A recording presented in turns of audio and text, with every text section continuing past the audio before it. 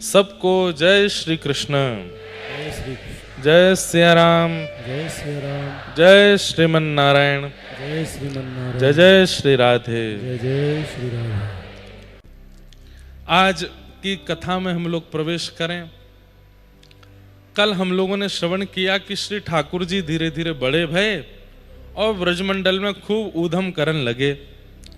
अब ठाकुर जी के सब भाव बने वृंदावन आवे के। नंद उपनंद सब ने कही कि अब वृंदावन चलो, और श्री ठाकुर जी सब ब्रजवासिन के साथ वृंदावन आए। कि वनम वृंदावनम नाम पशव्यम नवकाननम गोप गोपी गवाम सेव्यम पुण्याद्रि तृणविरुधम।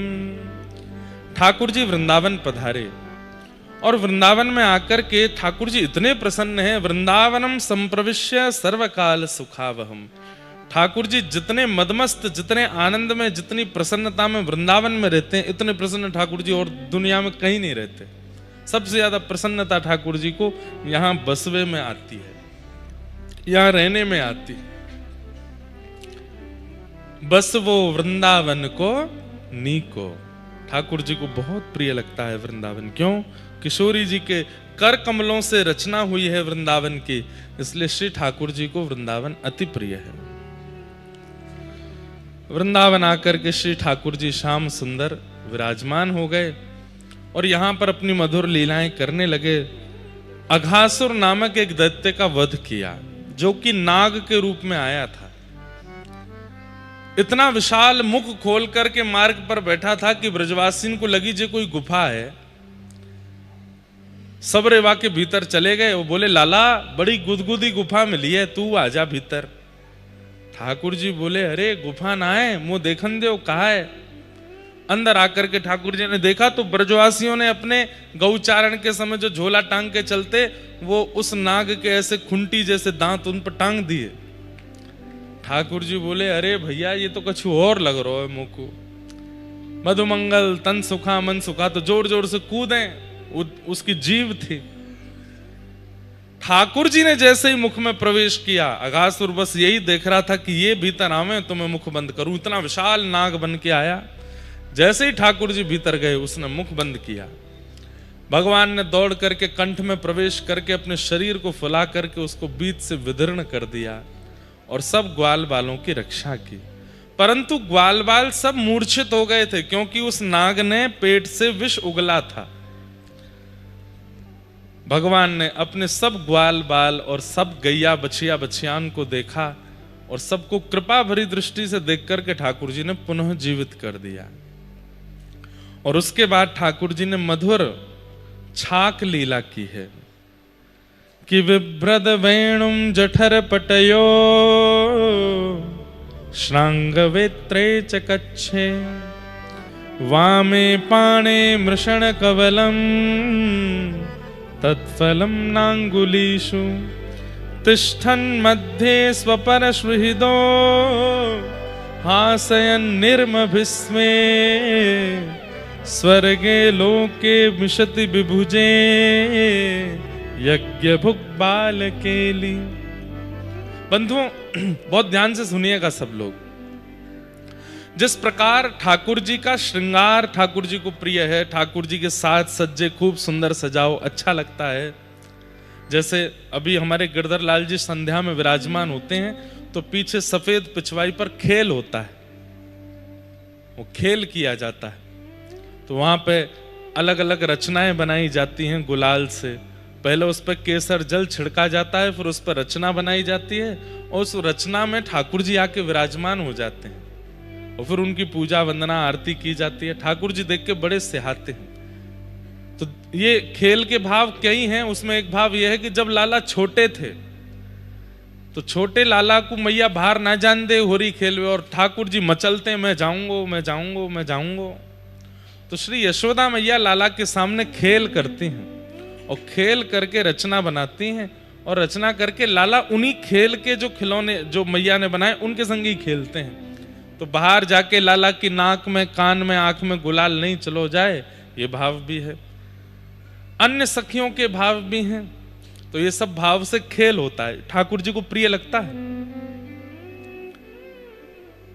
आप देखेंगे नाथद्वारा पद्धति में सब लाल गुलाल और सफेद अबीर, बस, इसके अलावा तीसरा रंग नहीं है। इन्हीं दो रंगों से होली कल हम लोग खेलेंगे गौशाला में भी। वैसे तो कई सारे लोग बहुत कुछ लेकर के आए हैं, लेकिन उनका प्रयोग भी करना तो पड़ेगा, पर विशेष रूप से इन्हीं से ठाकुर जी, और ये सब नाथद्वारा से ही मंगाए हैं। आप स्पर्श करके देखेंगे तो रुई से भी ज्यादा कोमल, कमल की पराग से भी ज्यादा कोमल है रंग। और ऐसा है कि बिना स्नान के अगर कपड़े से पोंछो तो निकल जाएगा। भाई रंग तो प्रकट रूप में एक वस्तु है, बाकी होली तो भाव से होती है ना। तो इसलिए जो आजकल हो रहा है ना, सब जगह पर मारकाट मची पड़ी है, अभद्रता पर आ जाते हैं, ये होली का स्वरूप नहीं है। अभद्रता नहीं करनी है, बहुत भाव से खेलना है, प्रेम से खेलना है, रस से खेलना है। तेसु के पुष्प, उनसे निर्मित जल, वो सब पे छिड़का जाएगा। उसमें केसर भी होगी, कपूर भी होगा, चंदन भी होगा, वो सब पे छिड़का जाएगा। तो ठाकुर जी को आपकी, देखो महंगी वस्तु नहीं होती है, महंगी वस्तु नहीं होती ठाकुर जी की सेवा में। ठाकुर जी की सेवा में वस्तु को लाने में व्यक्ति ने अपना कितना भाव पिरोया है, वो विशेष बात है। एक प्रसंग आता है कि कृष्णदास जी ऋतु का सबसे पहला फल लेने के लिए गए, कि सबसे पहला फल ऋतु का जो आएगा वो ठाकुर जी को भोग लगेगा। तो ऋतु का सबसे पहला फल आया, खरबूज। लेने के लिए जैसे गए तो उस समय तो ढकेलों पर लेकर के ही चलते थे। कृष्णदास जी पहुंच गए, जाकर के बोले भैया ये खरबूज हमको दे दो। इतने में ही नगर के राजा के सैनिक आ गए, बोले नहीं नहीं इनको नहीं, हमको दो, ऋतु का पहला फल राजा भोग लगाएगा। कृष्णदास जी बोले ऋतु का पहला फल महाराजा भोग लगाएगा, राजा नहीं। तुम्हारे राजा तो एक गांव के, एक शहर, एक नगर के हैं, पर हमारे महाराजा तो पूरे त्रिलोकी के हैं। पहला फल का भोग वो लगाएंगे, तुम नहीं लेके जाओगे। दुकानदार बोला भगवान आप लोग लड़िए मत, मैं आपको भी दे देता हूं, मैं आपको भी दे देता हूं, मेरे पास कुछ फल हैं। बोले तो राजा के सैनिक बोले नहीं नहीं कुछ नहीं चाहिए हमको, झूठन थोड़ी चाहिए, पूरा पूरा चाहिए, पूरी ढकेल लेके जाएंगे हम तो। कृष्णदास जी बोले तो हम भी महाराजा के सेवक हैं, हम भी पूरी लेके जाएंगे। फल विक्रेता ने कहा भैया मेरे पास एक ढकेल ही फल है, मैं दो लोगों में कैसे बांटूं, आप लोग आपस में समन्वय कर लीजिए किसको देना है। तो राजा के सैनिक बोले हम राजा के सैनिक हैं, थोड़ा राजा से डरो, इस संसार में रह नहीं पाओगे जीवित। कृष्णदास जी बोले हम महाराजा के सेवक हैं, संसार में तो रह भी लोगे, फिर वहां कहां जाओगे, अगर वो रूठ गए तो हमको फल दो। अंत में स्थिति आ गई कि महाराज, राजा के सेवक बोली लगाने लगे, 10 रुपए, 11 रुपए, 15 रुपए, अब जितना बोले कृष्णदास जी उससे अधिक बोल दें। अंत तो गत्वा, जो फल की कीमत, जिन फलों की कीमत 1 रुपया थी, वो 100 रुपया पहुंच गई। 100 रुपया बहुत होता था उस समय पे। कृष्णदास जी पर तो नहीं थे इतने, लेकिन बोले आए ठाकुर जी की कहानी से, बोले आए 100 रुपए। सैनिक बोले अब फंस गए हम। बोले क्यों? 100 रुपए के फल लेके जाएंगे तो राजा उल्टा मारेगा, और 100 रुपए के फल लाए हो, कहां 1 रुपए की कीमत तुम 100 रुपए का लाए हो? राजा के खजाने को क्या ऐसी समझ रखा है, कोई पेड़ पे उगते हैं पैसे? तो सैनिकों ने कहा भैया हमको नहीं चाहिए, इनको ही दे दो 100 रुपए। दुकानदार ने कहा महाराज आप कहें तो मैं 90 कर दूं। बोले नहीं, 100 कहा है तो 100 ही देंगे, अभी तो हम पे नहीं है, हम गुसाई जी से प्रार्थना करके दिलवा देंगे, 100 रुपए का दो। फल लेकर के जब गए तो रसोई घर में पधरा दिया। गुसाई जी ने जब देखा तो बिल दे दिया था। बोले बिल तो नहीं, मैंने लिख के दे दिया, इतने रुपए का है। गोसाई जी बोले इतना महंगा फल लेके 100 रुपए में साल भर की सामग्री आ जाती है, तुम केवल फल लेकर के आए 100 रुपए का। तो नेत्र सजल हो गए, महाराज मैं क्या बताऊं, ऐसी ऐसी बात हो गई थी, ठाकुर जी की नाक बचानी थी इसलिए 100 रुपए का लाया। तो बोले कहां है फल, भोग लगाओ। रसोई घर में जाके देखा तो फल ही नहीं था, कोई चोरी कर ले गया। कृष्णदास जी अब तो रोए, बोले एक तो 100 रुपए का फल लाए, ऊपर से कोई उठा ले गया। बहुत ढूंढा नहीं मिला, संध्या का समय हो गया, ठाकुर जी के कपाट खुलने थे, 4 साढ़े 4 बजे फल का भोग लगता है ठाकुर जी को शाम को। अब वो फल तो था नहीं, तो दूसरे फल अमनिया कर दिए। जैसे ही गर्भगृह में लेकर के फल गए तो क्या देखे, श्री प्रिया प्रियतम प्रत्यक्ष गर्भगृह में प्रकट हो गए और उस फल से गेंद की तरह खेल रहे हैं आपस में। और कृष्णदास जी को जब ये भाव पता चला, आनंदित हो गए। बोले आप इतने मनोभाव से फल लेकर के आए, रकम कितनी थी ये जरूरी नहीं, पर मेरे ठाकुर जी को विशेष फल जाना चाहिए, इस भाव से लेकर के आए। तो ठाकुर जी उस फल से क्रीड़ा कर रहे थे, उस फल से खेल रहे थे। कई लोग हैं वो दूसरों को दिखाने के लिए ठाकुर जी के आभूषण महंगे लाते हैं कि दुनिया को हम बता पाए कि देखो पन्ना पहना रखा है, सोना पहना रखा है, ठाकुर जी का ये हीरा इतने का है। ये नहीं, किसी को मत बताइए, आप ठाकुर जी को पधरा दीजिए केवल भाव से कि मेरे राज दुलारे लाला हैं, राजा महाराजान की तरह इनको श्रृंगार होना चाहिए। तो आप क्या अनुभव करेंगे कभी एकांत में कि ठाकुर जी उस श्रृंगार के भाव को अपने हृदय से लगाते हैं कि अरे मुझे सुख देने के लिए, मुझे प्रसन्न करने के लिए रत्न लेकर के आया है। कोई पत्नी के लिए सुंदर आभूषण लेकर के आवे और पत्नी जब जब परिवार या समाज संसार में कहीं जावे तो पति सबको ये कहे तुमने नग देखा उसका है, नग देखा, देख के आओ, 10 लाख का सेट पहनाया मैंने उसको। एक समय आने पे पत्नी को बुरा लगेगा ना, तुमने दुनिया को दिखाने के लिए मुझे पहनाया है कि मेरी प्रसन्नता के लिए मुझे पहनाया है। ठीक वैसे ही ठाकुर जी की प्रसन्नता के लिए वस्तु प्रस्तुत करनी है, ना कि समाज संसार को दिखाने बताने के लिए। हमने ये पहनाया, हमने ये धारण कराया, लेकिन उसमें जितनी अच्छी से अच्छी वस्तु आ सके उस वस्तु को ठाकुर जी को पधराना चाहिए, ठाकुर जी को निवेदित करना चाहिए, ताकि ठाकुर जी राजी हो जाएं, ठाकुर जी प्रसन्न हो जाएं। आहा, ठाकुर जी राजी हो जाएं, उनके सुख के लिए वस्तु पधराओ। हमेशा चांदी के सोने के थाल में ठाकुर जी का भोग बनता है, परंतु हम आपको एक बात बताऊं, मिट्टी के बर्तन में जिस दिन आप भोग धराते हो ना, उस दिन ठाकुर जी लगता है कि आरोग रहे हैं, आज ठाकुर जी पा रहे हैं। हमारे स्वामी जी श्री हरदास जी महाराज मिट्टी के रज के बर्तनों में ठाकुर जी का भोग पधराते थे। तो एक राजा ने आकर के जब मिट्टी के बर्तन देखे तो उसने स्वामी जी से कहा आपकी आज्ञा हो तो मैं सोने के बर्तन बनवा दूं। स्वामी जी कुछ नहीं बोले, बोले सोना क्या बराबरी करेगा व्रज की रज की।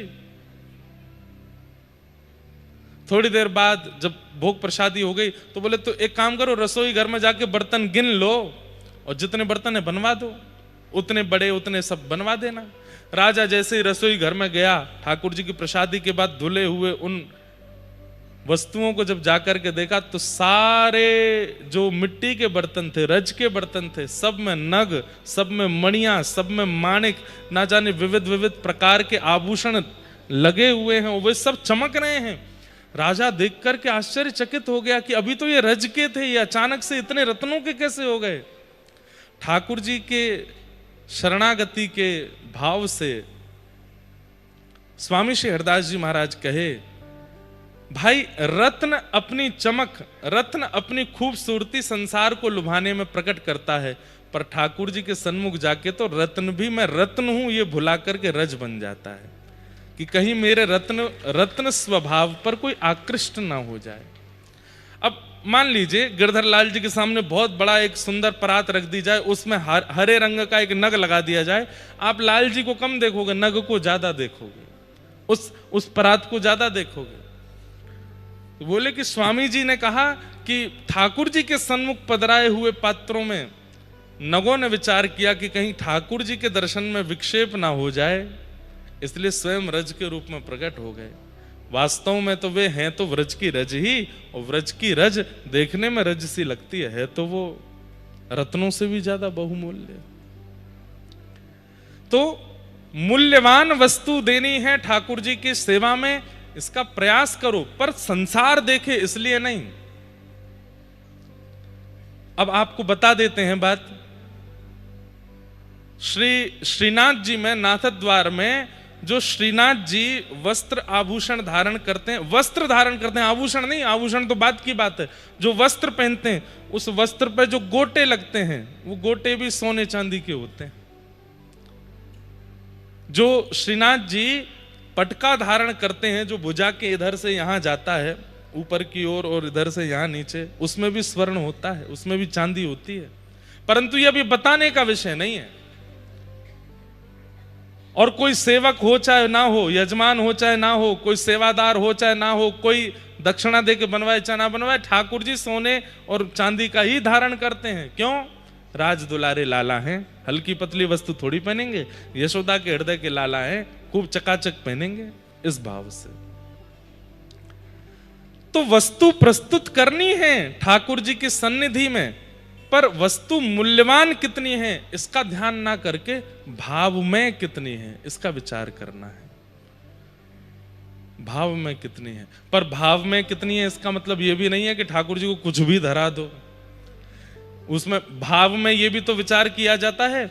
अब कोई शीतकाल में आपके घर आया, कोई गुरुजी आए शीतकाल में, आपने कि चरण धोएंगे हम, तो भयंकर जाड़ा कोहरा पड़ रहा था बाहर, गुरुजी आकर के बैठे, आप लाए फ्रीजर का पानी, गुरुजी लाओ पनैया धो दें आपकी। गुरुजी कहें भैया ने तातो जल लिया। गुरुजी आप तो भाव देखो, जल का शीतलपन मत देखो, ऐसा थोड़ी होता है। वहां पर यह भी विचार करना पड़ेगा। जय हो।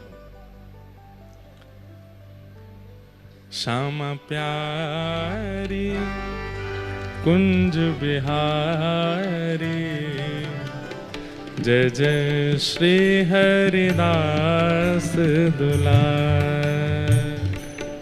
श्यामा प्यारी कुंज बिहारी, जय जय श्री हरिदास दुलार। श्यामा प्यारी कुंज बिहारी,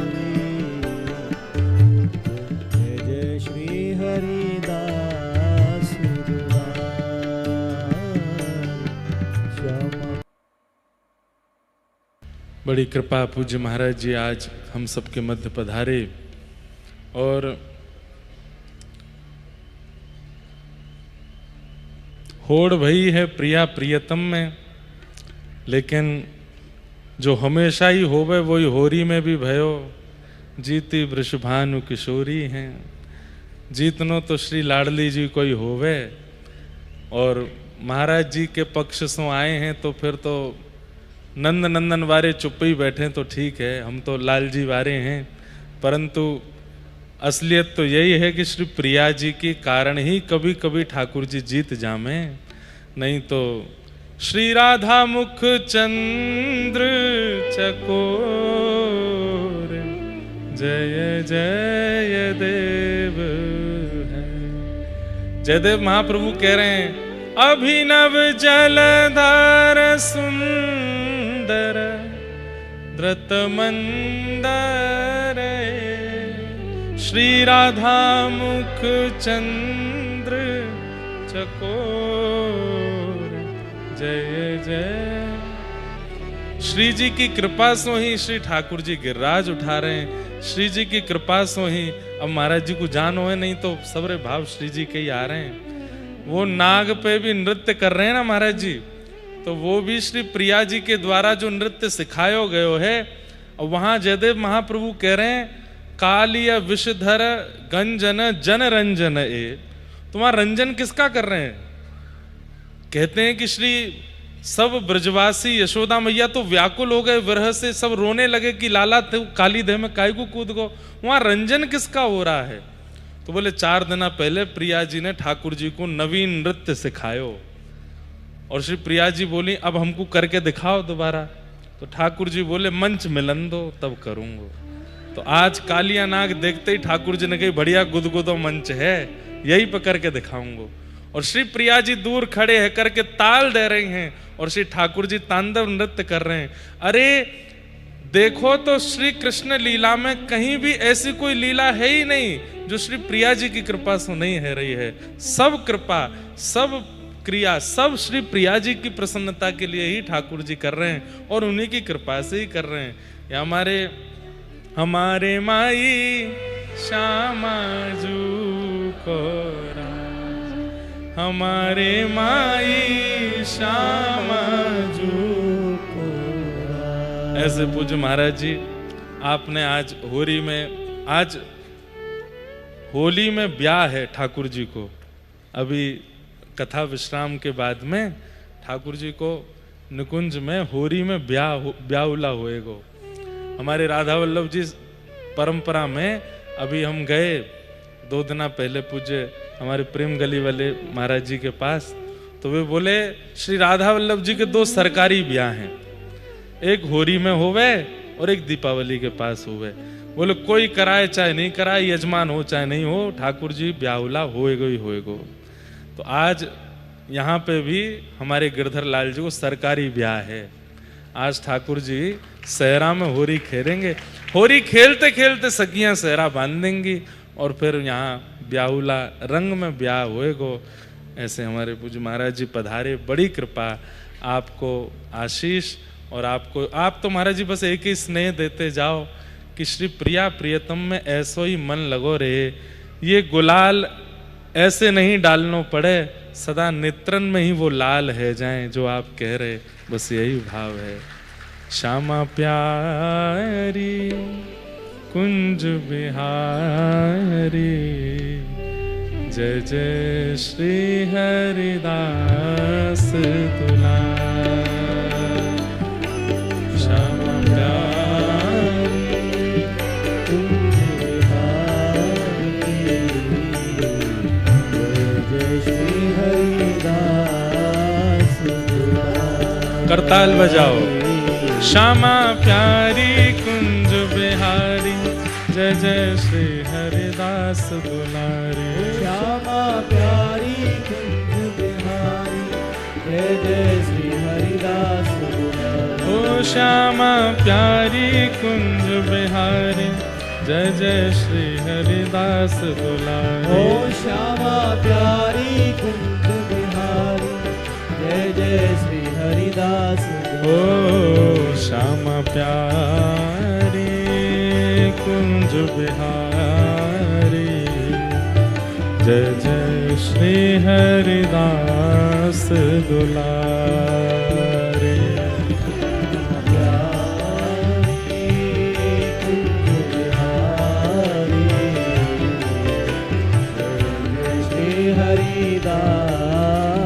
आज हम आप सबको आज तो ऐसे ऐसे अद्भुत रंग मिल रहे हैं।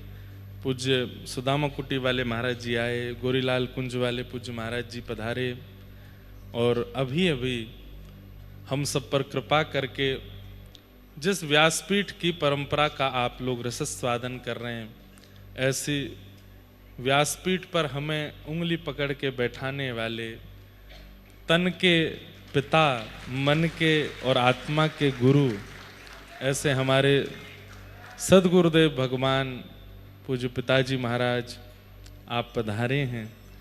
आज ही कल रात्रि ही कथा से वापस वृंदावन पधारे और आज यहाँ होली उत्सव में आपके मंगल में दर्शन हो रहे हैं। पूज्य गुरुदेव भगवान को बारंबार प्रणाम। सब श्रोताओं की ओर से आपके श्री चरणों में प्रणाम करते हुए होली की बधाई हो। और देखो सावधान, कोई रंग नहीं उछालेगो, है ना? बिल्कुल गुरुदेव भगवान आ गए हैं। अब तो बहुत सदी भाई होली खेलेंगे हैं। कल तक जितनों उधमो कर लियो, अब प्रिंसिपल सर आ गए हैं। लेकिन भैया हमारे लाला कौन रोके, वो कोई बना रोके।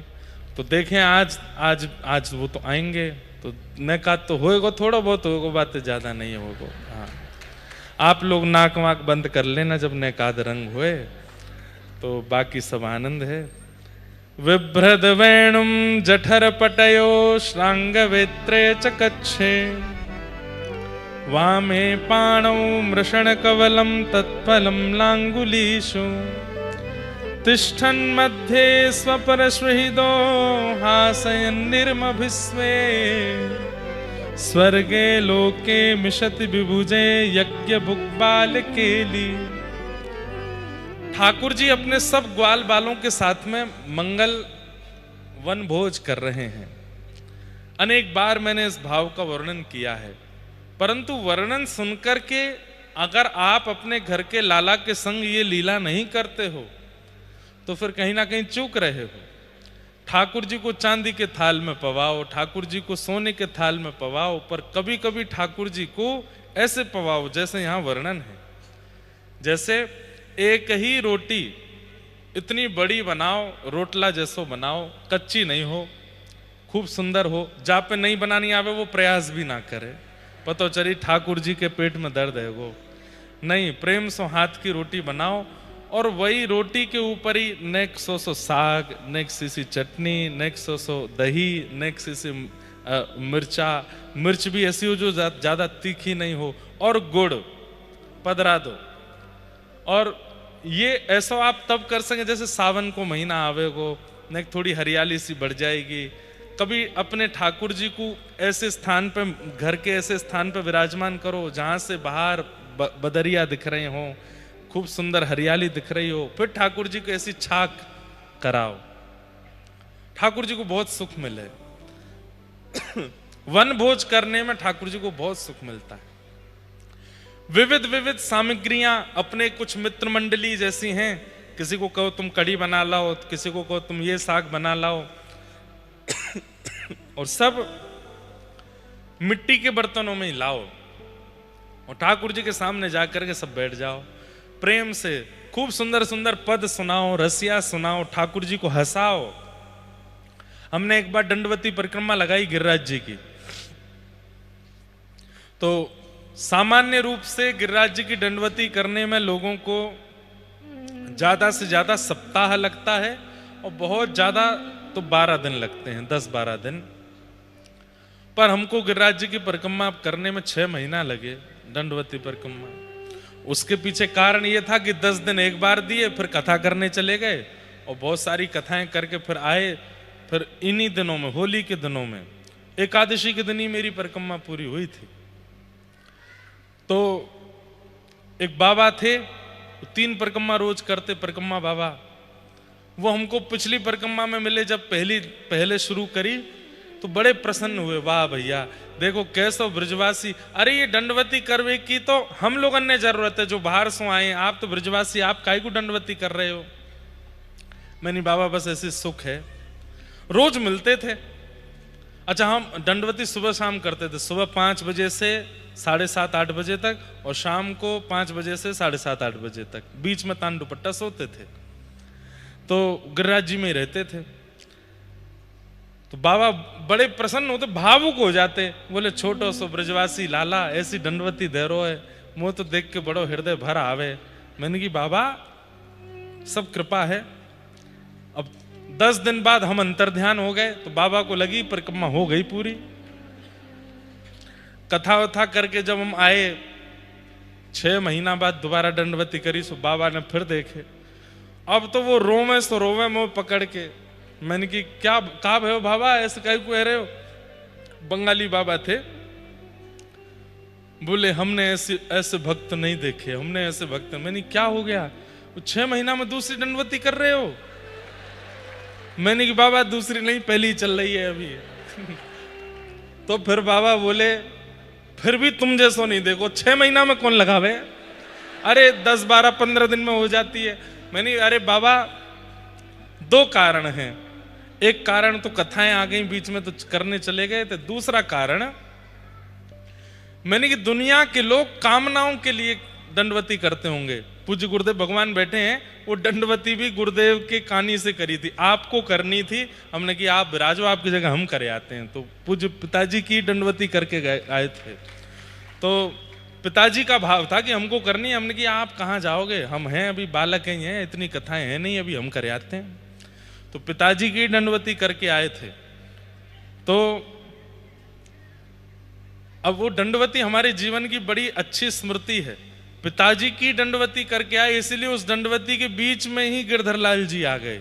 वो जो 6 महीने का अंतराल था, उसी बीच में गिरधरलाल जी का आगमन हुआ।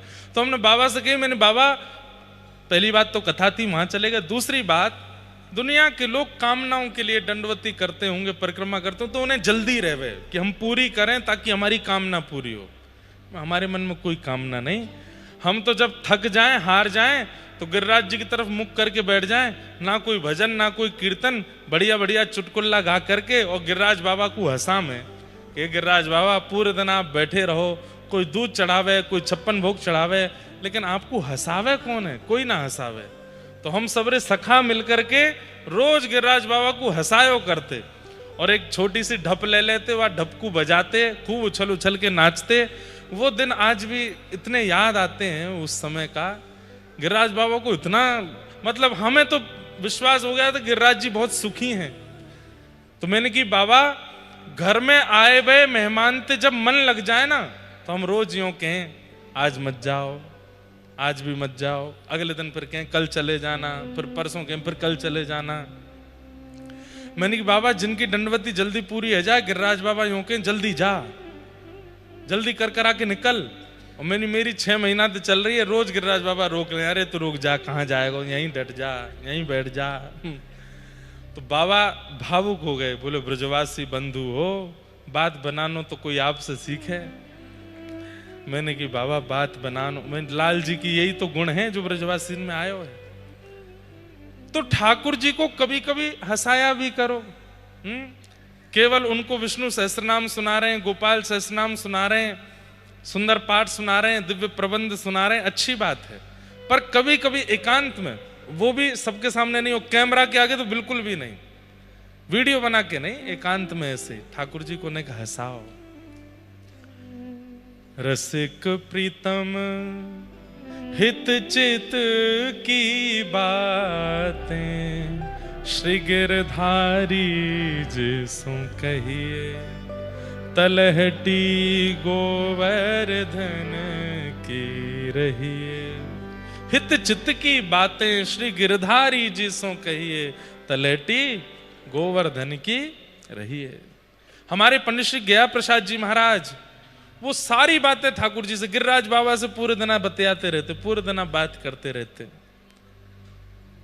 और उसमें भी हम कष्ट में कितने हैं, हम पीड़ा में कितने हैं, ये वार्ता नहीं बताते ठाकुर जी को। हम प्रसन्न कितने हैं, हम आनंदित कितने हैं, हम उल्लसित कितने हैं, हम उत्साह में कितने हैं, ये बात बताते। तो यहां पर सब बालक ठाकुर जी को घेर करके, मधुमंगल सीदामा सब ठाकुर जी के संग हास्य विनोद कर रहे हैं, और किलकिल करके ठाकुर जी हंस रहे हैं। कभी कोई के मुख में कछु खवा रहे हैं, कभी कोई के हाथ से कछु खा रहे हैं। इस तरीके से ठाकुर जी आनंदित हो रहे हैं। स्वर्ग लोक से देवता देख करके कई देवता तो इन ब्रजवासियों के प्रति ईर्ष्या भाव रख रहे हैं कि भैया हम ये ब्रजवासी क्यों नहीं हैं, हम भी अगर ऐसे होते तो हम भी ठाकुर जी के पास जाते, हम भी जाके अपने हाथन से खिलाते। लेकिन ब्रह्मा जी को मोह हो गया, ब्रह्मा जी के चित्त में संशय हो गया कि ये परमात्मा नहीं हो सकते। अगर ये परमात्मा है तो इन सब के हाथों से झूठा कूटा कैसे खा सकते हैं? ये ब्रजवासी जो गैया चराते हैं, गोबर लगो है हाथ में, रज लगी है पूरे तन में, बिल्कुल शुद्ध नहीं है अवस्था में, और इनके हाथों से ये प्रसाद पा रहे हैं, ये परमात्मा कैसे हो सकते हैं?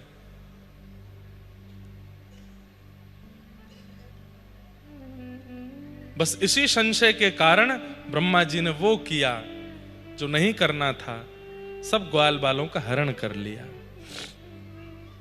ठाकुर जी ने जैसे देखी मेरे ग्वाल बाल सब कहां गए, हरण कर ले गया ब्रह्मा, तो ठाकुर जी ने अपने ही अंतःकरण से समस्त ग्वाल बालों को प्रकट करके आगे की लीला की।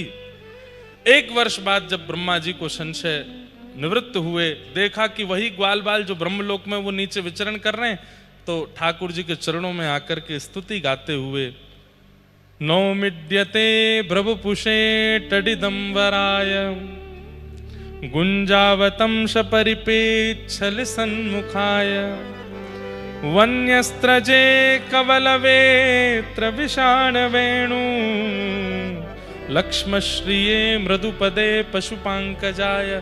कभी अवसर मिले तो ब्रह्मा जी की स्तुति पर कथा हो, बहुत सुंदर है। सब लोग सावधानी से सुनिएगा। ब्रह्मा जी ठाकुर जी के सामने बैठे हैं, बहुत ध्यान से सुनिएगा, अभी इधर उधर नहीं देखो, थोड़ी देर हमको देखो। ब्रह्मा जी कहते हैं, नाथ जो बैठाने की व्यवस्था देख रहे हैं उनसे निवेदन, वो तेज बोल के ना बैठाएं, धीमे धीमे बैठा दिया करें सबको। तो ब्रह्मा जी यहां पर ठाकुर जी से आके क्षमा मांगते हैं कि नाथ मुझसे अपराध हो गया, मैंने आप समझा नहीं, आपके रूप को मैं जान नहीं पाया, जो भी कुछ है। तो ठाकुर जी कुछ बोले नहीं।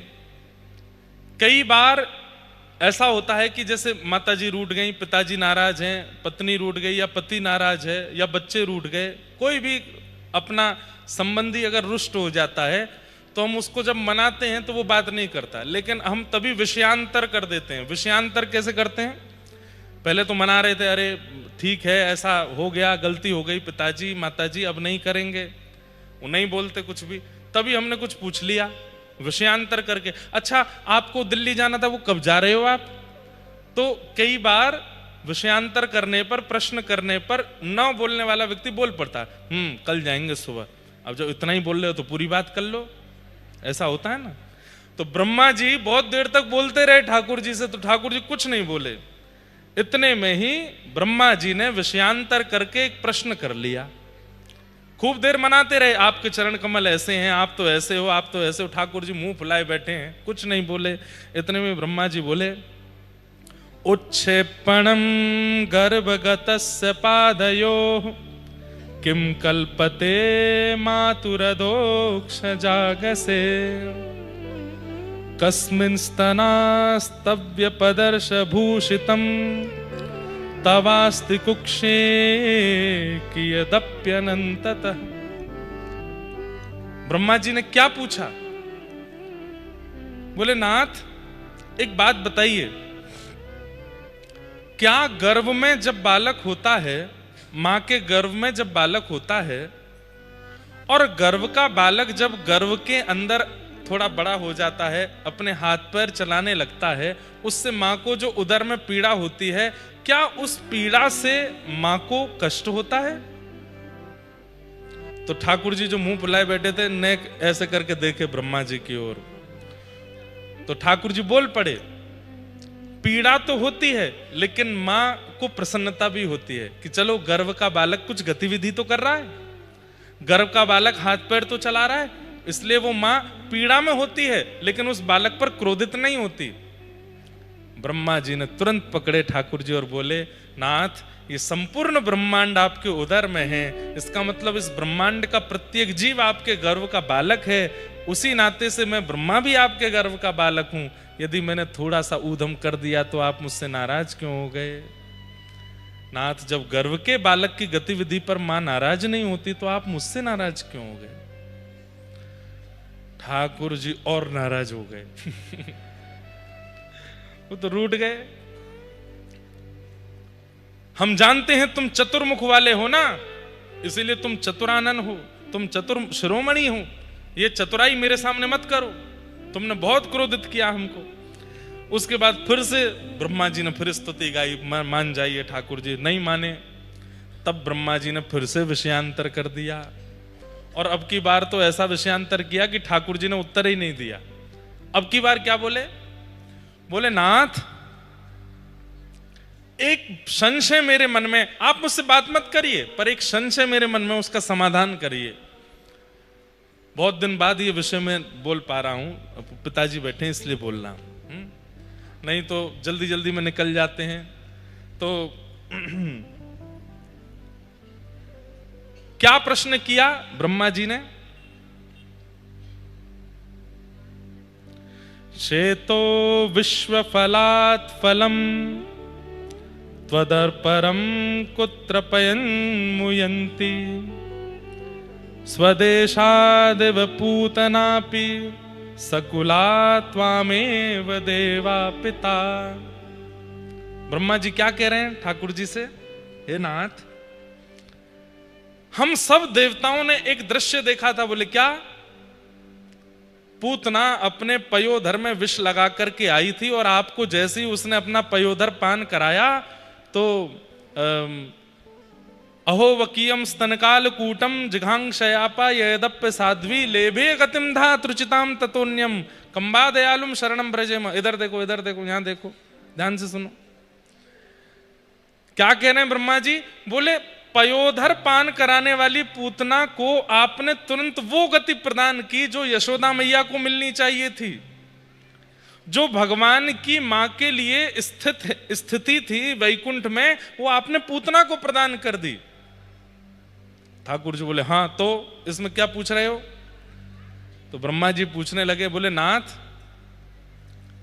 नेक देर भैया हल्ला मत करो, इधर देख लो, सब लोग देखो।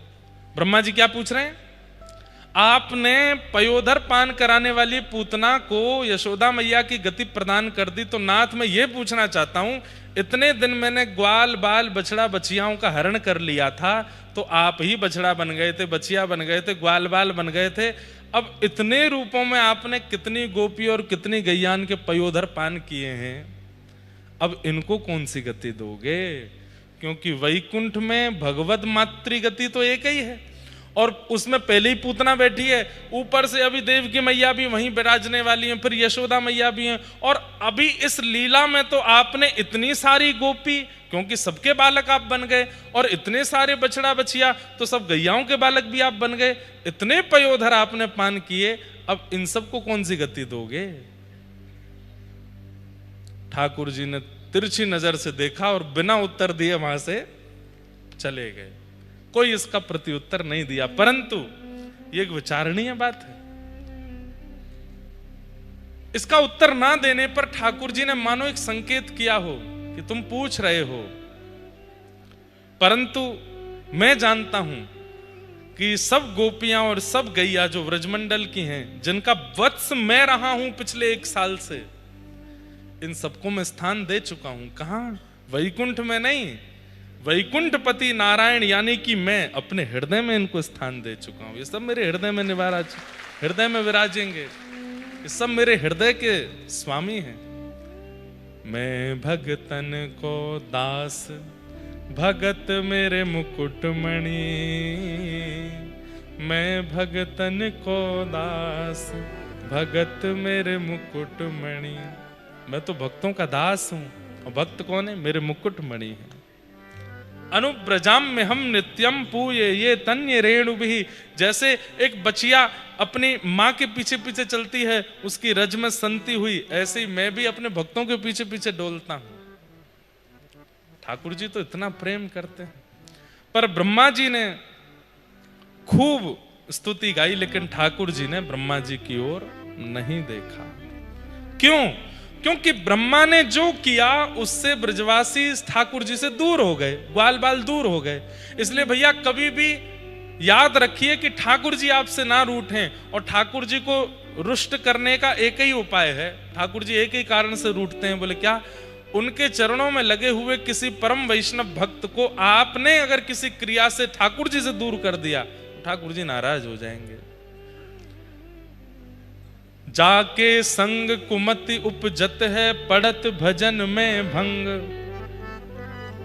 हमको तो चाहिए उसका त्याग करें जिसकी वजह से भजन में भंग पड़ रहा है, पर जो भजन में भंग डालता है उससे ठाकुर जी नाराज हो जाते हैं। अरे वो मेरी सेवा करता है, मेरी आराधना करता है, मेरी कथा सुनता है, और तुम उसको रोकते हो, तुम उसको उसकी सेवा में उसके भाव में व्यवधान बनते हो। ठाकुर जी को व्यवधान करने वाला प्रिय नहीं लगता। इसलिए भैया कोई दोष बन जाए, अपराध बन जाए, सब में क्षमाई है, पर कभी किसी वैष्णव के भाव पर दोष बुद्धि और किसी वैष्णव की भक्ति में वाधक मत बनिएगा, नहीं तो उसका अपराध इतना बड़ा होगा कि आप विचार नहीं कर पाओगे। सदा वैष्णव भक्तों से राजी रहो। ठाकुर जी ब्रह्मा भी हो तो राजी नहीं होंगे, ब्रह्मा से नाराज होकर के ठाकुर जी वहां से चले गए। आगे भगवान की लीलाएं चल रही हैं। ठाकुर जी धीरे धीरे अब 6 वर्ष से ऊपर की अवस्था में जाने लगे, जिसको पौगंड अवस्था कहते हैं। अब धीरे धीरे ठाकुर जी ऐसी लीलाएं करने लगे कि उन लीलाओं को देखकर के गोपियों का चित्त ठाकुर जी में लगने लगा। और उसमें सबसे विशिष्ट लीला है ठाकुर जी की गौचारण लीला। मैं आपसे निवेदन करूं बंधुओं, गोपी गीत की भावना, गिरिराज धारण की भावना, इन सब जो विषय हैं, रास पंचाध्याय आदि, इन सब की जो भूमिका है वो तो गौचारण से ही बनी है। ठाकुर जी जो गौचारण करने के लिए जाते हैं, उस समय का जो दृश्य है, उसके लिए गोपियां वेणुगीत में कहती हैं। अभी जटेरी धाम में वेणुगीत विषय पर थोड़ी चर्चा हुई थी। अक्षणवतां फलमिदं न परम विदाम सख्य प्रसूननुविवेशयतोर्वयस्यै वक्त्रं व्रजे ससुतयोरनुवेणुजुष्टम् यैर्वा निपीतमनुरक्त कटाक्षमोक्षम्। गोपियां मानो मुझसे और आपसे हाथ जोड़ के एक बात का निवेदन कर रही हैं। क्या? अरे भैया, यदि तुम्हें नेत्र मिले हैं और तुम आंखों से देख सकते हो, तो ऐसे कोई कर्म करो कि इन नेत्रों को पाने का साफल्य तुम्हें प्राप्त हो, और इन नेत्रों से तुम कभी गौचारण करते हुए श्याम सुंदर को देख लो। बस तुमने दुनिया देख ली, तुमने विदेश देख लिया, तुमने विश्व देख लिया, लेकिन कभी नेत्रों से यदि गौचारण करते हुए नंद नंदन के कटाक्ष नेत्रों को नहीं देखा, तो नेत्र पाकर के तुमने कुछ नहीं देखा। गोपियां कहती हैं, आज से अपना भजन, साधन, नियम सब एक चीज के सिद्धांत के लिए करो, एक ही फल मांगो सबसे। क्या? कि हमारे नेत्रों को एक बार श्याम सुंदर दिख जाए, बस। राधिका किशोरी संग रमण तुम्हारा मुझको दिखा दो कभी ऐसा न।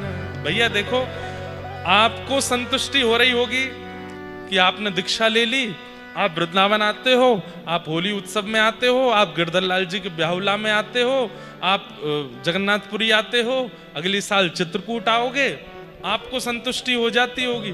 पर मुझे संतुष्टि नहीं होती। 365 दिन कथा करते हैं हम साल में, पर मन में कभी कभी सत्य बता रहे हैं। परिवार के लोग भी सब यहां बैठे हैं, माताजी पिताजी भी बैठे हैं। कभी कभी मन में आता है कि नाथ इतना गा रहे हैं, इतना भज रहे हैं, इतना बोल रहे हैं, हमें पता है इतना कोई बहुत ज्यादा नहीं कर रहे हैं, पर फिर भी इसका फल कुछ तो दीजिए कि एक बार तो दिख जाइए नेत्रों के सामने कुछ लीला करते हुए। फिर मन में भाव भी आता है, गिरधर लाल जी रूठे से दिखते हैं, मैं तो भगवान ना लगूं, यूं कह रहे हो कि मुझे दिख जाओ, मैं हूं तो सही तेरे संग। तो मन में फिर भाव आता है, तो ये भुजा एक बार नीचे करके दिखाओ, एक बार नेक चल के दिखाओ, एक बार नेक बैठ के दिखाओ। भैया आपको संतुष्टि हो रही होगी, पर मोह ना है रही। अंतिम समय जब भी आवे, उससे पहले पहले एक बार तो प्रत्यक्ष देखना है, एक बार प्रत्यक्ष कुछ सुनना है। और बस उन्हीं इसी संकल्प से सारी कथाएं हैं, इसी संकल्प से सारी भक्ति है, इसी संकल्प से सारे भजन है, इसी संकल्प से कीर्तन है, इसी संकल्प से कथा है, और इसी संकल्प से जीवन है। एक बार देखना है बस। राधिका किशोरी संग रमण तुम्हारा मुझको दिखा दो कभी ऐसा नजारा। राधिका किशोरी संग रमण तिहारा, मुझको दिखा दो कभी ऐसा। गिरधर लाल जी के ब्याहुला में कौन कौन आया था? हाथ ऊपर करो। और गिरधर लाल जी का ब्याहुला लाइव घर बैठ के किस किस ने देखा था? लगभग जितने हैं सब ने। हाँ, पहले दिन ढानिन लीला हुई थी गिरधर लाल जी के उत्सव में। तो जो ढानिन बनकर के आए थे मंच पर, जो ढानिन बनकर के आए थे मंच पर, उन्हीं की रचना है ये। उनकी रचना में अंतिम पंक्ति में रमन शब्द आता है। बहुत निष्किंचन है, ज्यादा किसी के सामने आते नहीं है, पर उनकी ऐसी ऐसी रचनाएं आज सबको याद है, लेकिन कोई नहीं जानता ये लिखी किसने। हमारे कृष्णदास भूटानी भैया वो गाते हैं उनके भाव, और भी हमारे दिव्यदास भैया वो भी गाते हैं, मैं भी गाता हूं, पर वो बरसाना में ही रहते हैं और हर बार राधाष्टमी के बाद ढानिन बन के जाते हैं। उनके पद कौन कौन से पता है? चांद सा सलोना मुख लटे घूंघरारे हैं, ये उन्हीं का पद है। और कौन सा पद है? राधिका किशोरी संग रमण तुम्हारा, मुझको दिखा दो कभी ऐसा। और कौन सा पद है उनका? चाल टेढ़ी पाग टेढ़ी सिधरे, वाम मोती लटकन, डोले ब्रज कुंजों में झुमके राधा रमन। इतने सुंदर सुंदर भाव उन्होंने लिखे हैं, और सब राधा रमन जी के भाव से। तो वही बात यहां गोपियां कह रही हैं, अक्षण वताम फलमिदम न परम विदाम। अगर इन नेत्रों से कभी तुमने नंद के लाला को गैया चराते भय नहीं देखो, उनकी कटाक्ष का दर्शन नहीं किया, तो नेत्रों को पाकर के तुमने क्या देखा? कुछ भी तो नहीं देखा। फिर चाहे मैं मर जाऊं, फिर चाहे मैं मर जाऊं, फिर चाहे मैं मर जाऊं, फिर चाहे मैं मर जाऊं, बसा कर नैनन में, छिपा कर नैनन में, बसा कर नैनन में, छिपा कर नैनन में। ओ मनमोहन तुम्हें रिझाऊं,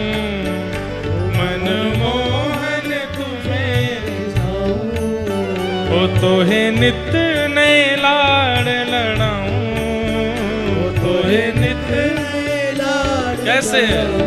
बसा कर नैनन में, छिपा कर नैनन में, बसा कर नैनन में, छुपा कर नैनन में। ओ रूप सुधा का पीऊं सामने बिठा के, नैनों की छैया में तुमको बिठा के, रूप सुधा का पीऊं सामने बिठा के, फूलों की छैया में तुमको बिठा के, रूप सुधा का पीऊं सामने बिठा के, पलकों की छैया में तुमको बिठा के, रूप सुधा का पीऊं सामने बिठा के, पलकों की छैया में तुमको बिठा के। ओ तेरे धीरे धीरे चरण दबाऊं,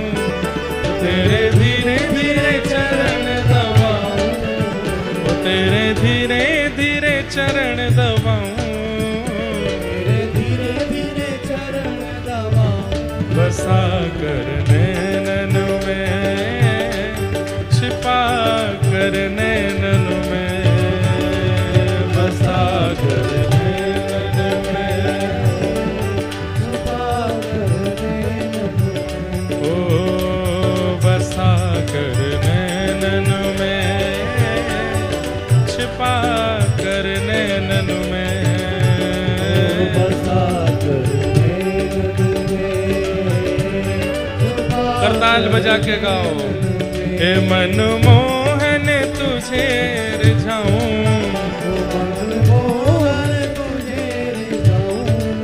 हो तो है नित नए लाड़ लड़ाऊं, बसा कर नैनन में, छिपा कर नैनन में, बसा कर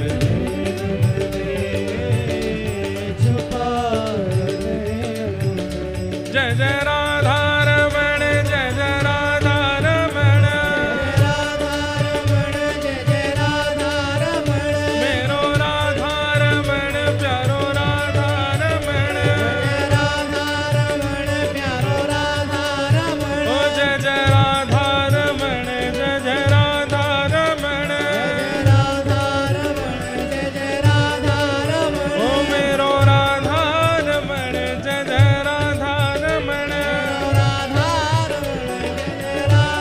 बसा कर नैनन में, छिपा कर नैनन में, बसा कर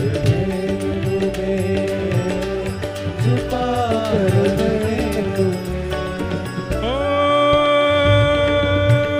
घुंघरू बनूं जो तेरी पायल का प्यारे, पल पल चूमा करूं चरण तुम्हारे।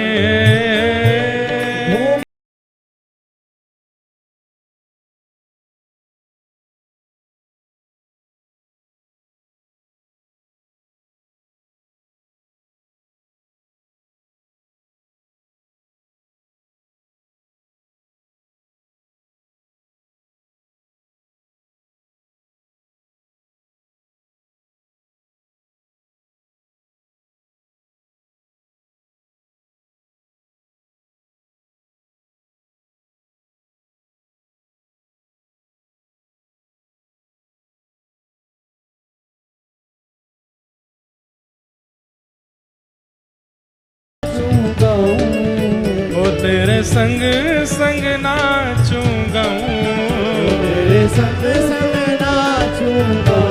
बसा कर नैनन में, छिपा कर नैनन में, बसा कर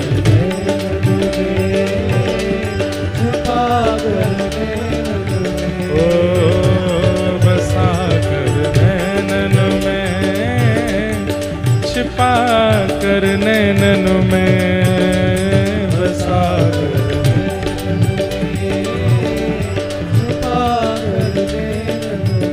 मनमोहन तुम्हें रिझाऊं, मनमोहन हो तो है नित नए लाड़ लड़ाऊं,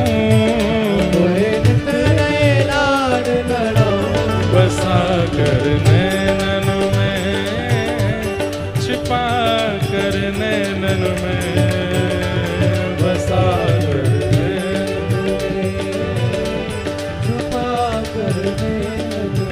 ओ बसा कर नैनन में, छिपा कर नैनन में, बसा कर।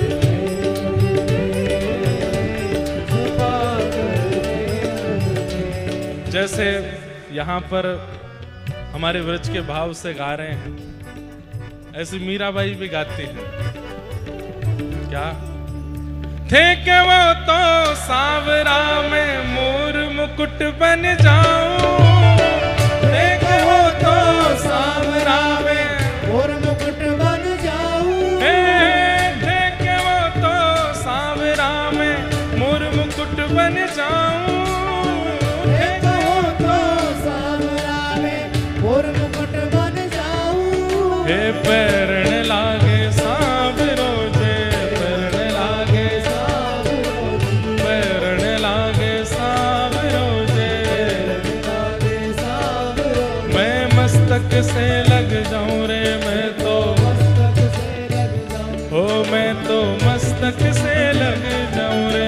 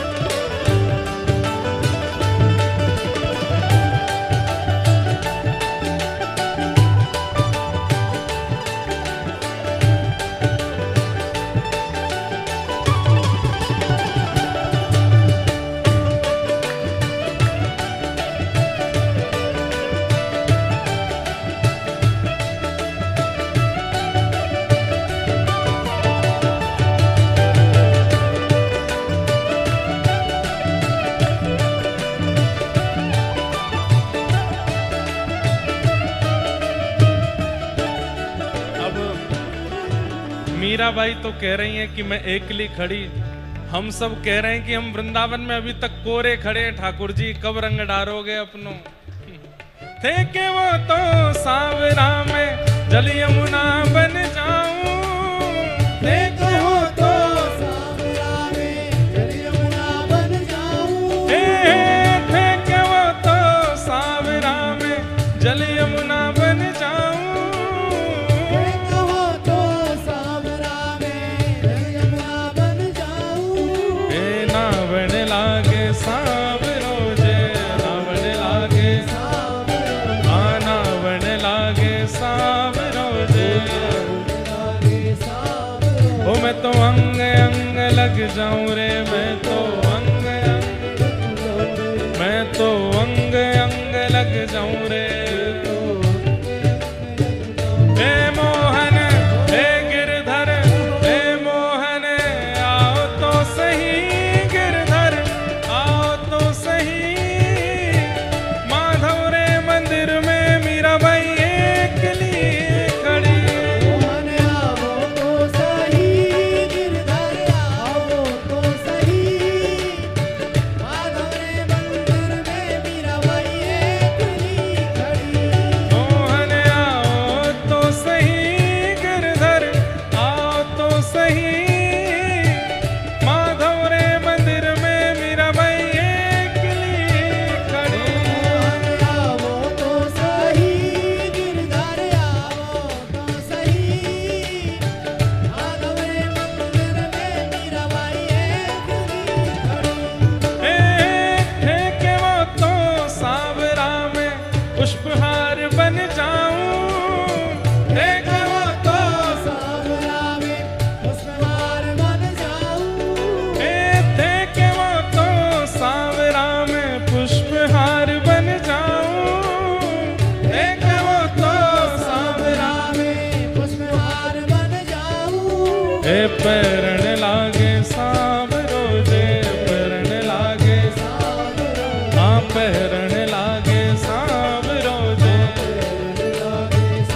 ओ मैं तो हिवड़ा से लग जाऊं रे, मैं तो हिवड़ा से लग जाऊं रे। हे मोहन हे गिरधर, हे मोहन हे गिरधर, हे मोहन हे गिरधर, हे मोहन हे गिरधर, हे मोहन आओ तो सही, गिरधर आओ तो सही। माधव रे मंदिर में मीराबाई एकली खड़ी। आओ तो सही, गिरधर आओ तो सही। माधव रे मंदिर में मीराबाई एकली खड़ी। मोहन आओ तो सही, गिरधर आओ तो सही। माधव रे मंदिर में मीराबाई एकली खड़ी। आओ तो सही, गिरधर आओ तो सही। माधव रे मंदिर में मीराबाई एकली खड़ी। ओ मैं गिरधर की गिरधर मेरो, गिरधर की गिरधर मेरो, मैं गिरधर की गिरधर मेरो। गिरधर की गिरधर मेरो, हाँ मैं गिरधर की गिरधर मेरो। गिरधर की गिरधर मेरो, हे मैं गिरधर की गिरधर मेरो। गिरधर की गिरधर हे मैं गिरधर की गिरधर मेरो। मैं गिरधर की गिरधर मेरो। हाँ मैं गिरधर की गिरधर मेरो। हे मैं गिरधर की गिरधर मेरो। जय जय श्री राम, जय जय श्री राम, जय जय श्री राम।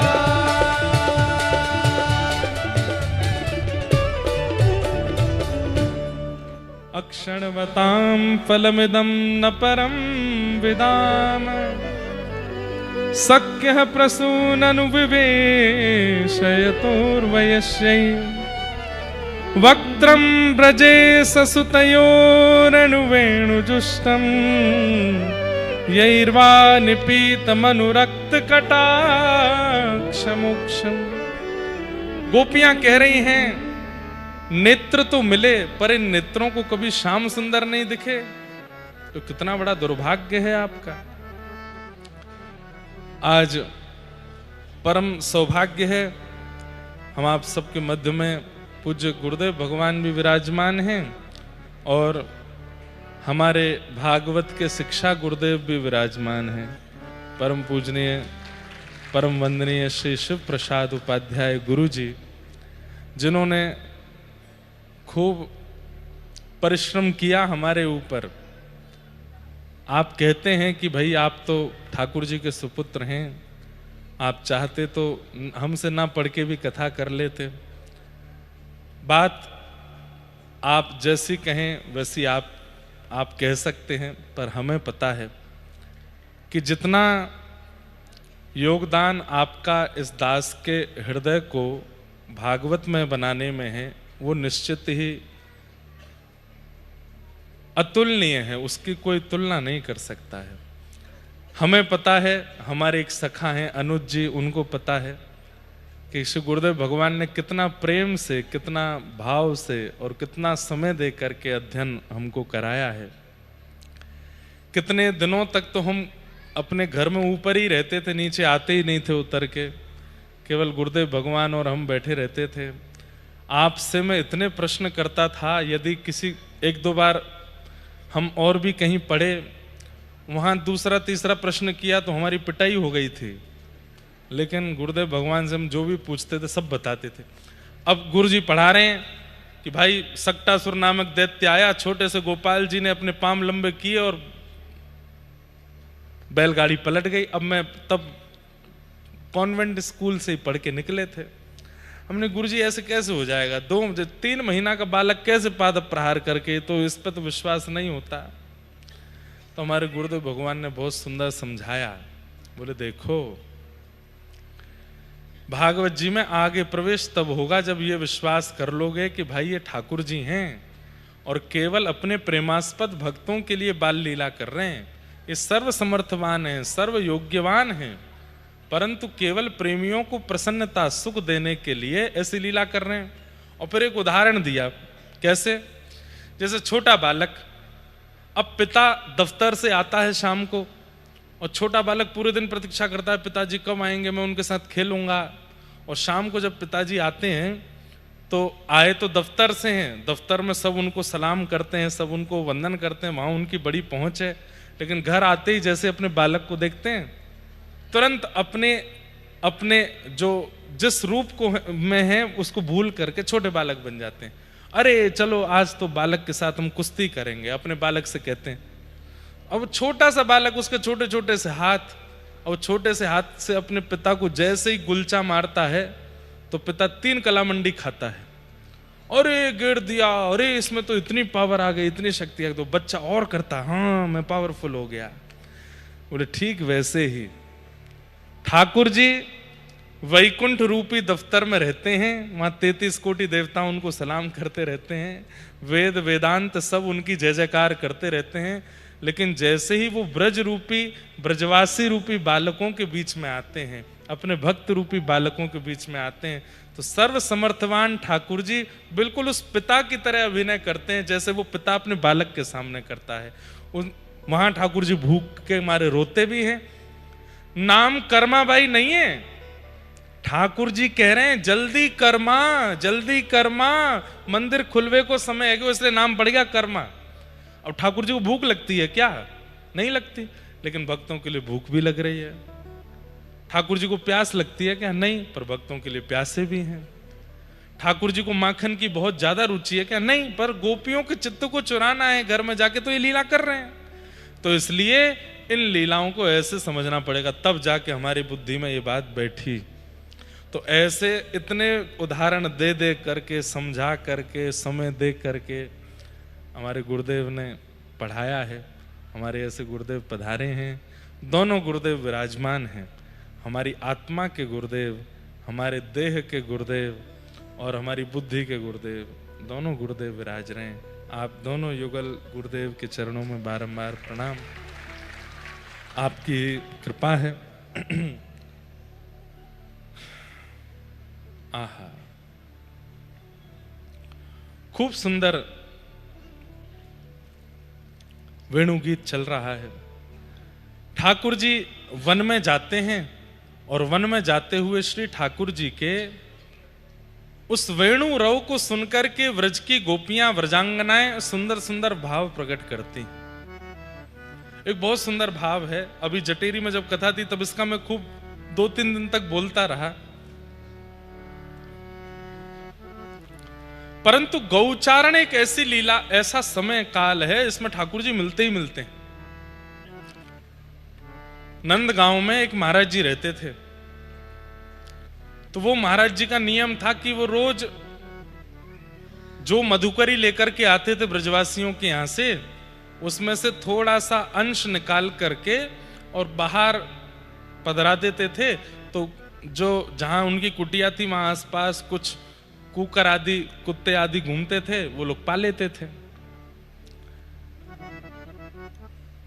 कुछ वर्षों तक उन महाराज जी का यही क्रम चलता रहा। मधुकरी लाते, थोड़ा अंश बाहर छोड़ देते। एक विशेष कुकर था, वही पाता था उसको। कुछ दिन के लिए महाराज जी कहीं चले गए। कुछ दिन बाद जब लौट करके आए तो रात्रि में रोने की आवाज आने लगी। तो वो महाराज जी बोले, भाई कौन रो रहा है? कुटिया के बाहर तो कोई दिख नहीं रहा, रो कौन रहा है? तभी एक आवाज आई और उसने कहा कि महाराज मैं एक प्रेत आत्मा हूं और मैं प्रेत बन गया हूं। आपसे ही मेरा उद्धार होना लिखा था, इसलिए मैं कुकर बन के आता था और आपके मधुकरी के बाद जो आपका उच्छिष्ट होता था उसको पा रहा था। मैं कुछ अंश और पाना था, वो पाते ही मेरी मुक्ति हो जानी थी, पर आप पता नहीं कहां चले गए तीर्थ यात्रा के लिए, मेरे वो अंश रह गए हैं और अब मैं फिर से प्रेत योनि में भटक रहा हूं। तो महाराज जी बोले, तुम कैसे प्रेत योनि से मुक्त हो गए? बोले, आप अपने भजन के बल से अगर मेरे ऊपर जल छिड़क दोगे तो मैं प्रेत योनि से मुक्त हो जाऊंगा। तो देखो ध्यान से सुनना, मैं आप होते तो क्या होता? हम डर के हमारे भाग गए होते। भूत पिशाच निकट नहीं आवे, महावीर जब नाम सुनावे, ना सरो घर सब पीरा, ऐसे हो जाते। लेकिन भाई जिसके चित्त में कृष्ण मिलन की विरह होती है ना, वो कैसे होते हैं? महात्मा जी से प्रेत कह रहा है कि आप थोड़ा सा अपने भजन का बल मुझ पर अगर छिड़क दोगे तो मैं प्रेत योनि से मुक्त हो जाऊंगा। तो महात्मा जी बोले, छिड़क दूंगा लेकिन एक शर्त है। बोले, क्या? तुम प्रेत हो ना? बोले, हाँ। हमने सुना है प्रेतों को पता होता है कि भगवान कहाँ है, ये बताओ भगवान कहाँ है? बोले, भगवान ये क्या पूछ रहे हैं? बोले, वही पूछ रहा हूं। हमको भी हाँ इतने वर्ष हो गए भजन करते करते, पता नहीं कितना समय लगेगा ठाकुर जी के दर्शन में। ये नंदगांव के नंद नंदन कहाँ हैं तुमको पता है? क्योंकि प्रेत भाई चोर जो होते हैं उनको पता होती है कि पुलिस का राउंड कहाँ चल रहा है, वहां नहीं जाना है। जहां पर पुलिस राउंड लगा रही है वहां जाके चोरी करेंगे तो मरेंगे। तो भाई तुमको पता है कि ठाकुर जी कहाँ डोलते हैं, इसलिए तुम हमको बता दो, हम तुरंत अपना कमंडल का जल लेकर के आप पे छिड़क देंगे। बोले, भगवान ये कैसा प्रश्न कर लिया? बोले, नहीं नहीं बताओ। बोले, पिछले दिन हम प्रेतों की मीटिंग हुई थी तो उसमें पता चला कि आजकल ठाकुर जी एक नंदगांव का ग्वारिया है, वो गैया चरा करके लौटता है, उसकी गायों के झुंड के बीच में छोटे से गोपाल जी बन करके जाते हैं और उसकी गाय हाँकते हैं। अब बस इससे ज्यादा मुझे नहीं पता है, मुझे बस इतना ही पता है। बोले, बस इतना ही चाहिए था। जल लिया, छिड़क दिया, वो प्रेत तो मुक्त हो गया। और बाबा अगले दिन बैठ गए दोपहर में। गैया चराता हुआ एक ग्वारिया आ रहा था, खूब सारी गाय उसके। ग्वारिया निकल गया, बड़ी बड़ी गैया निकली। जैसी छोटी छोटी मछली और बछियाओं का आया, तभी क्या देखते हैं, एक नन्ना सा गोपाल, ऊंची धोती पहनी है, सिर पर स्वाफा पहना है, छोटी सी छड़ी हाथ में लगी है और हो करते भय हाँकते हुए छोटी छोटी बछियाओं को धीमे धीमे छड़ी से स्पर्श करते हुए हाँक रहा है। बाबा के तो नेत्र सजल हो गए, दौड़ करके गए और उन बछड़ा बछियाओं के झुंड के बीच से जाकर के छोटे से गोपाल जी के चरण पकड़ लिए और चरण पकड़ करके बोले, मिल गए श्याम सुंदर, मिल गए नंद नंदन, अरे मिल गए छैल छगनिया गोपाल, अब नहीं जान दूंगा। वो वास्तव में किसी ब्रजवासी का बालक ही था, गोपाल जी नहीं थे। अब वो बालक तो रोवे, अरे मैया देख मुकु बाबा ने पकड़ लियो, मैया देख ये बाबा मुकु पकड़ के ले जाएगो, अरे मैया मेरी कहो करती वन में मत जाइयो, बाबा थैला में धर के ले जाएगो, आज बाबा मिल गो मुकु थैला में धर लेगो। खूब रोमे। लेकिन वो बाबा नहीं छोड़े। अरे तुम चाहे जितना रो, चाहे तुम यशोदाए बुलाओ, चाहे देवकी, आज नहीं छोड़ूंगो। आज बहुत दिनों बाद मेरे हाथ पड़े हो। अरे कहाँ चलो जाएगो, नेक मेरे हृदय से लग जाओ, नेक मेरे गाल छू दो, नेक मुझे बाबा कह के बोल दो, और यूं कह दो दई तो को मुक्ति, बस और कछु नहीं चाहिए। और वो छोटा सा बालक, वो तो रोवे से रोवे चीखे बाबा के, तो बिल्कुल मत रो। अरे देखो कैसे मोटे मोटे आंसू, लाला नाटक मत करो, ये सब तुम्हारे नाटक है, हमें पता है। नेक हाथ धर दो। और रोता हुआ वो बालक हाथ धर रहा है, यूं कहो बाबा। अब रोते रोते ठाकुर जी बाबा, और ठाकुर जी थोड़ी है, वो तो बेचारों कोई ब्रजवासी बालक है। बोले अपने दोनों सिर, दोनों चरण मेरे सिर पर पधरा दो। नीचे सर रख दिया, और वो बालक रोते रोते अपने चरण पधरावे, और यूं के वो मेरे सिर पे हाथ धर कर दो। बोले मुक्ति दई। और वो बालक बेचारा रोते रोते के पहले मुंह तो छोड़, मुंह मेरी मैया के पास जान दो। बोले नहीं छोड़ूंगो, पहले कहो मुक्ति दई। छोटो बालक मचल गयो, जोर जोर से मैया मैया चिल्लाने लगो। तो वो बाबा बेचारे बड़े व्याकुल हो गए। समझ गए ठाकुर जी मेरे भजन में ही कमी है, मेरे भजन में ही अभी रुकावट, मेरे भजन में इतनी योग्यता नहीं जो आप मुझको मुक्ति नहीं दे रहे हो, यही मारे चिल्ला रहे हो, रो रहे हो। नाथ अब मैं प्राण त्याग दूंगो, आप चाहो ना मैं आपको छोड़ दूं, ठीक है मैं छोड़ दूंगो। जैसे ही छोड़ो हाथ, ठाकुर जी से उस संत की व्याकुलता देखी नहीं गई। था तो वो ब्रजवासी बालक, और उस बालक में से नंद नंदन प्रकट हो गए, और प्रकट होकर के दोनों वरद हस्त रख दिए बाबा के ऊपर। बोले दई मुक्ति बाबा, अब आइंदा मत पकड़ियो। बोले कछु दिना और भजन करो, कहीं हल्ला मत करियो, मैं कहां हूं, और भजन करके तुम निकल लो यहां से। हमारी बात को असत्य मत मानिएगा। दो बेला ऐसी हैं 24 घंटे में, जिन बेलाओं में ठाकुर जी का अनुभव करना हो तो हो सकता है। एक बेला तो रात्रि सारे मंदिरों में शयन हो जाने के बाद की, जब ठाकुर जी रास बिहार के लिए जाते हैं। हमारे लिए शयन हुआ है, बाकी तो ठाकुर जी रास में प्रवेश कर गए। और दूसरी बेला है दोपहर 12:30 बजे के बाद, जब सारे मंदिर बंद होते हैं, ठाकुर जी गौचारण के लिए जाते हैं। उसको नहीं मिलेंगे ठाकुर जी वन में जाके ऐसे बैठ के और देख वे को कैमरा ऑन करके कि मुंह को मिलेंगे कि ना ना ना। जो सच्चे हृदय भाव से, ऐसी गोपियों की तरह जिसकी भावना हो, जिसके नेत्र वास्तव में तरस रहे हों। आहा, दरस बिन दुखन लागे नैन, दरस बिन दुखन लागे। हाँ दरस बिन दुखन लागे नैन, दरस बिन दुखन लागे। भाई आज तो हमारे पूज्य पिताजी ने डिमांड करी है, तो ये पद तो हमें गाना पड़ेगा। ठाकुर जी महाराज गौचारण कर रहे हैं, और पूज्य गुरुदेव भगवान ने पहली बार किसी पद के लिए कहा है। गाइएगा मेरे साथ में। गौचारण कर रहे हैं। आगे गाय पाछे गाय, आगे गाय पाछे गाय, आगे गाय पाछे गाय,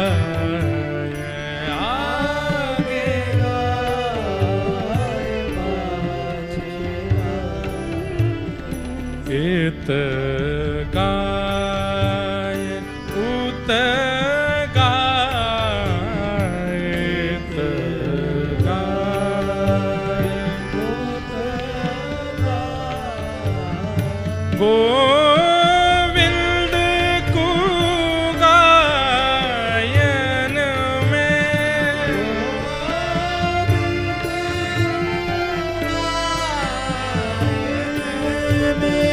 गोविंद को गायन में,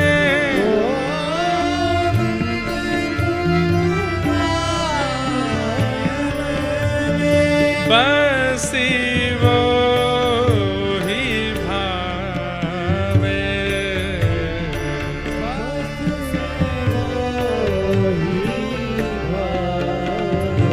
चलो, वैसे तो हमसे संगीत आता नहीं ज्यादा, लेकिन थोड़ा आपको सिखाते हैं।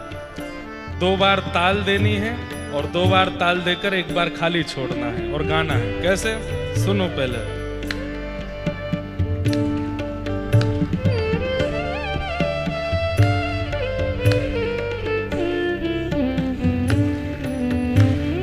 दो बार ताल 1 बार खाली।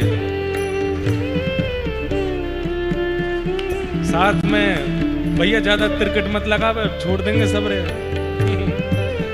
हाँ, ताली ताली खाली। साथ में अब गाओ।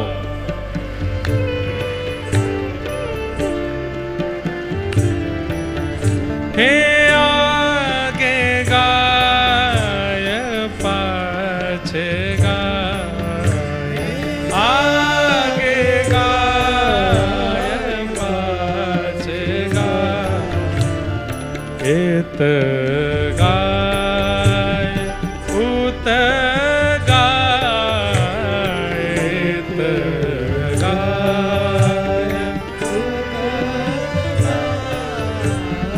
ताली के चक्कर में गावो भूल गए। कई लोग तो हाथ ही देख रहे हैं। बैठ जाओ सीधे, लेकिन गाओ। हे गोविंद को गायन में, गोविंद को गायन में, बस वो ही भावे, बस वो हे गायन के संग धावे,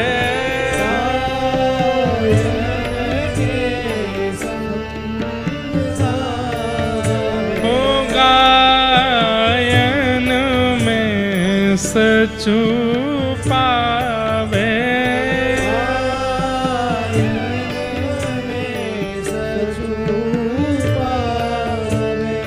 गायन की चरण रेणु,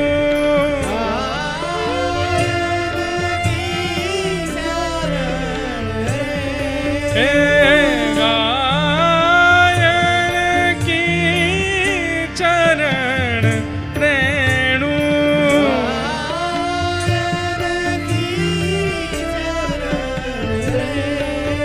हो अंग लपटावे, अंग लपटावे। गाइए। हे आगे गाय पाछे गाय, आगे गाय पाछे गाय, हे आगे गाय पाछे गाय।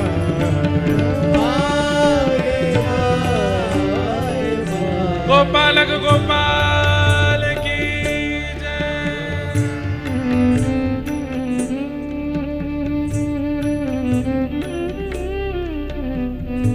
दर्शन करो। आगे भी गैया है, पीछे भी गैया है, इत भी गैया है, उत भी गैया है। ऊंची धोती पहनी है, पैरन में कड़ूला पहने हैं, सिर पर पाग नहीं है। गाय के चरण बांधने वाला लोमना बांध रखा है, उसी लोमना में मोर पिच्छ बंधा है। गले में कोई हार नहीं है, वहां भी लोमना धारण कर रखे हैं। कभी किसी गैया के ऊपर टेक लगाते हैं, कभी दूसरी गैया के ऊपर टेक लगाते हैं। मधुर मधुर वेण बोलते हुए, सुंदर वेणु बजाते हुए ठाकुर जी गौचारण करने जा रहे हैं। कभी दौड़ने लगते हैं गैयाओं के बीच में, कभी रुक जाते हैं, कभी किसी गैया को तकिया बना करके उस पर लेट जाते हैं। श्याम सुंदर छेद स्वामी वर्णन कर रहे हैं। हे गायन सो व्रज छायो,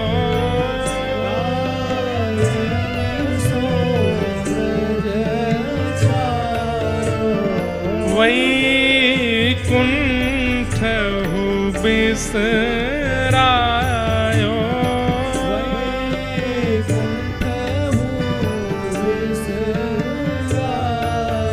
हे गायन सो ब्रज छायो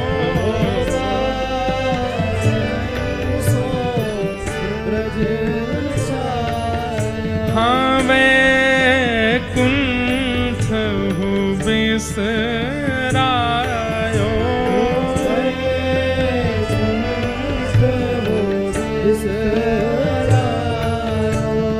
गायन के तगिरी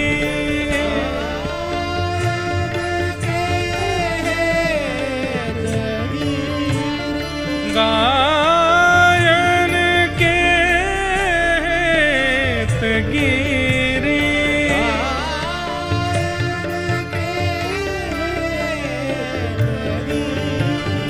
कर ले उठायो कर ले हे आगे गाय पाछे गाय आगे गाय पाछे गाय छीत स्वामी गिरधारी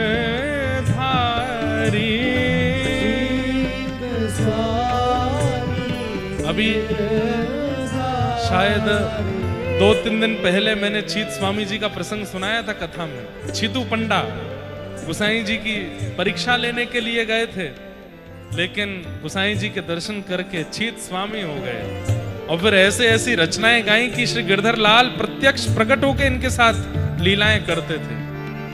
ओ छीत स्वामी गिरधारी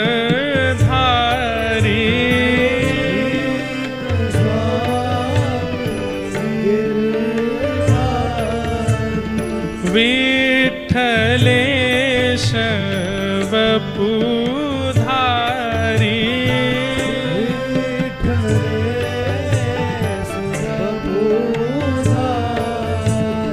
ग्वारिया को भेष धरे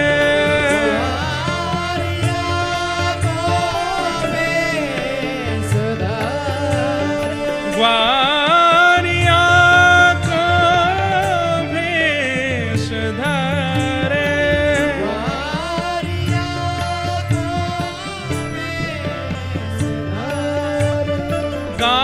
गायन में आवे गायन में हे आगे गाय पाछे गाय आगे गाय पाछे गाय हे आगे गाय हे आगे गाय हे आगे गाय पाछे गाय। गोपाल कृष्ण भगवान की ठाकुर जी गौचारण कर रहे हैं, गोपियां उनके मधुर रूप का दर्शन कर रही हैं, उसका सुंदर वर्णन वेणु गीत में किया गया। सुंदर भाव ऐसे बताते हैं कि ठाकुर जी की वेणु सुनकर के बछड़ा बछिया दूध पीना छोड़ देते हैं। अरे दूध पीना छोड़ नहीं देते, दूध पीते पीते वहीं रुक जाते हैं। दुग्ध मुख में है, उसको अंदर ले नहीं रहे हैं। वर्णन करती हैं गोपियां कि एक दूध अंदर ले क्यों नहीं रहे हैं। बोले मन में विचार कर रहे हैं कि अगर दूध पीने में मन लगाएंगे तो जो कृष्ण की वेणु सुनाई दे रही है उसमें मन कैसे लगेगा। तो इसलिए मुख में ही दूध है और बाहर इसलिए नहीं निकाल रहे हैं कि कृष्ण वेणु सुनते हुए मैया के थन से दूध आया है, इसलिए ये प्रसाद है, इसलिए हम इसको त्याग नहीं सकते। अरे बड़ों के चित्त में कृष्ण के प्रति भाव समझ में आता है, पर जीवों में, और जीवों में भी गैया के छोटे छोटे बछड़ा बछिया में इतना प्रेम है श्री कृष्ण के प्रति, उनकी वेणु के प्रति। आदि आदि सब भाव यहाँ कहे गए हैं। बहुत सुंदर है वेणु गीत। एक जगह इसमें भाव आता है कि श्री यमुना जी ठाकुर जी का जाके आलिंगन कर रही हैं। तब गोपियां कहती हैं कि ये यमुना आलिंगन करेगी तो वृंदावन डूब जाएगा, ये यमुना आलिंगन कैसे कर रही है? तब इतना सुंदर भाव इसका वर्णन करते हैं कि कृष्ण वेणु सुनकर के वृक्षों में जितने भी पुष्प थे, वो वृक्ष चाहते तो हैं कि हम अपने पुष्प कृष्ण चरणार बिंदों में अर्पित करें, पर ठाकुर जी दूर हैं, कैसे जाएं? तो उन्होंने झर करके अपने पुष्पों को यमुना जी में प्रकट कर दिया। वन के हिरण अपने कृष्ण सार पति हिरण के साथ में हिरणियां वो मन में विचार कर रही हैं कि हम ठाकुर जी को अपनी नाभि का कस्तूरी देना चाहती हैं, परंतु हम कहीं कृष्ण के समीप गई तो वो डर के हमसे भाग ना जाएं, तो वे अपना कस्तूरी भी यमुना जी में प्रकट कर देती हैं। बछड़ा बछियाओं ने दूध पीना छोड़ दिया, लेकिन कृष्ण वेणु सुनकर के जो गैयाओं के थन से दुग्ध प्रवाह था वो रुका नहीं है, वो चलता जा रहा है, और एक साथ इतनी गैयाओं का दूध बह करके यमुना जी में जाकर के मिल रहा है, जिससे यमुना जी गौर वर्णा हो रही हैं। तभी एक गोपी वर्णन करती है, अरे देखो ये यमुना नहीं है तो कौन है? बोले यमुना तो सांवली है, परंतु आज दूध के सुंदर भाव से ये गौर वर्ण किशोरी जी हैं। तभी सब वृक्षों ने अपने पुष्पों से उनका श्रृंगार कर दिया है, हिरण ने अपनी कस्तूरी से उनको इत्र मंडित कर दिया है, और जैसे ही किशोरी जी के रूप में श्री यमुना जी प्रकट हुई हैं, किशोरी जी ही जाकर के श्री कृष्ण का आलिंगन कर रही हैं, वही जाकर के उनको हृदय से लगा रही हैं। एक प्रकार से यमुना जी सबके भावों को ले जाकर के ठाकुर जी के चरणों से अर्पित कर रही हैं, पर गोपियों को विविध विविध भाव से उसका दर्शन हो रहा है। ऐसे वेणु गीत को हम प्रणाम करते हैं।